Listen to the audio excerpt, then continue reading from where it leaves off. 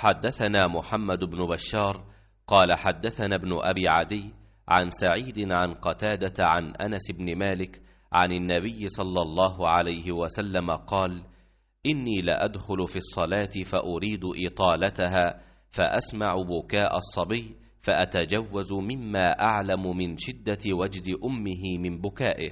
وقال موسى: حدثنا أبان حدثنا قتادة قال حدثنا أنس عن النبي صلى الله عليه وسلم مثله।